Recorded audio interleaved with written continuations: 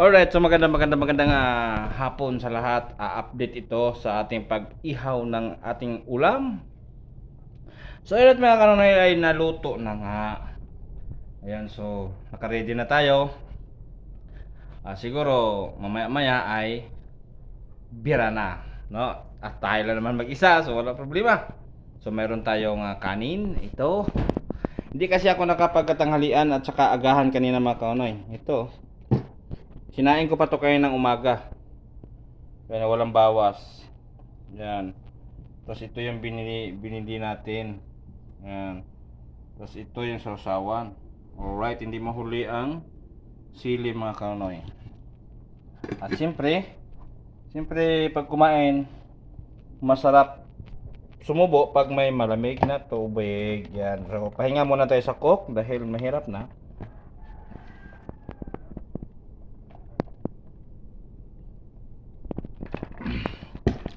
Mahirap uminom ng coke mga kanoy.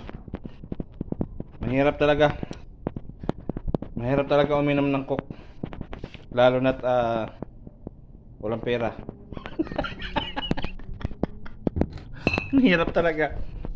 Kasi wala pambili. Grabe nga kanoy.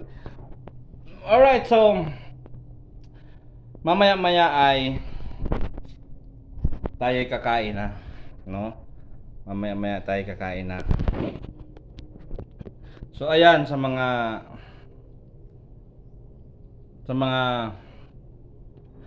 nagpapa-shoutout pala, no? Mayroon akong naalala mga nagpapa-shoutout sa akin, sa taga-Abandon, Ilaya.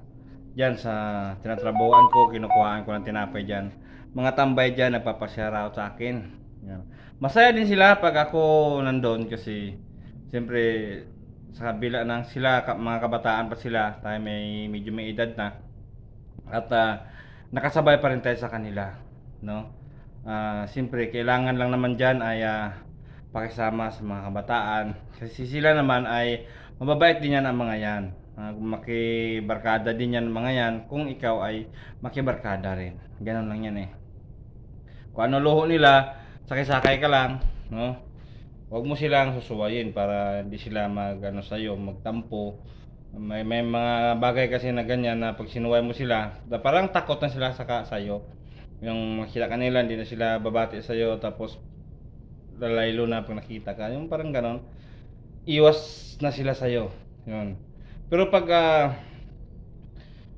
sinamahan mo sila, pinapakisamahan mo sila, tinuturi mo sila bilang mga ka-close friend. Yan, so kahit saan kayo magpunta, saan kayo magkasalubong, yan, babati talaga yan sila. Ay katulad ko, siyempre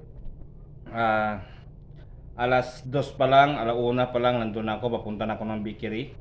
Yan, hindi ko kilala yan ang mga yan na madaanan ko dyan sa daanan, hindi pa natutulog.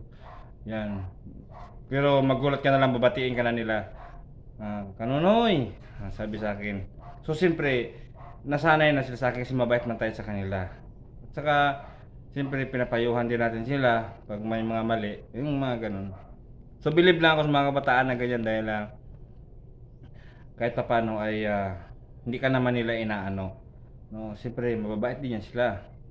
At ituri mo din silang mga kapatid, no? Mga ganun. Yan. So, nagpapa-shoutout sila sa akin diyan sa Abandon Ilaya. Yan diyan kung sino man kayo, hindi ko na kayo isa-isahin at kilala ko na kayo at kilala niyo na rin ako, no? At ang mga sarili niyo. Yan. So, yan lagi na lang tayo makikita-kita diyan sa araw-araw. Sana lahat kayo ay nasa mabuting kalagayan diyan palagi sa Abandon Ilaya. Alright. So yan mga kaunay, nakita nyo na nga ang update natin sa ating ulam, sa ating kakainin mamaya ay at sa update ko pala mga kanunoy sa aking solid subscribers. And kung naalala nyo yung nagpa-picture sa akin yung na-vlog ko, ang sinabi ko sa vlog ko na nagpa-picture sa akin, no? First time ko noon mga kanoy. So nagkita kami uli. Hindi siya papayag mga kanoy na ating i-vlog kasi hindi siya papayag kasi unang-una ayaw niyang magalit ang asawa niya, no? Ayaw niya magalit ang asawa niya. So siguro, siyempre, irerespeto natin ang kanilang mga desisyon. Siyempre, desisyon nila yan eh. Sa atin, gusto natin sila i-vlog pero dahil ayaw nila kasi yun nga, iwas na rin tayo kasi siyempre may asawa yung tao eh. No, respect is ability, no? So ayan mga kawanay, so pasensyahan mo na ako, hindi natin na sila na i-vlog kasi kinausap ko yon, ayaw niya, pero ganun pa man ay nasubaybayan ko pa rin siya, nandun pa rin. ah Nakita-kita lang naman kami dyan sa suki ko yan mga kawanay eh. Customer ko yan sa pandesal yan.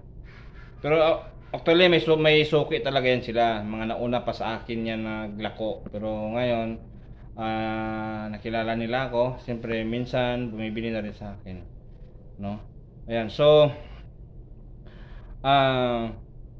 sa mga kanonoy kong minamahal dyan, sa mga bago lang sa mga kanonoy kong channel, no? Yan, kayo po ay mag-subscribe na at pinutin ang notification bell para updated na kayo sa aking mga video, no?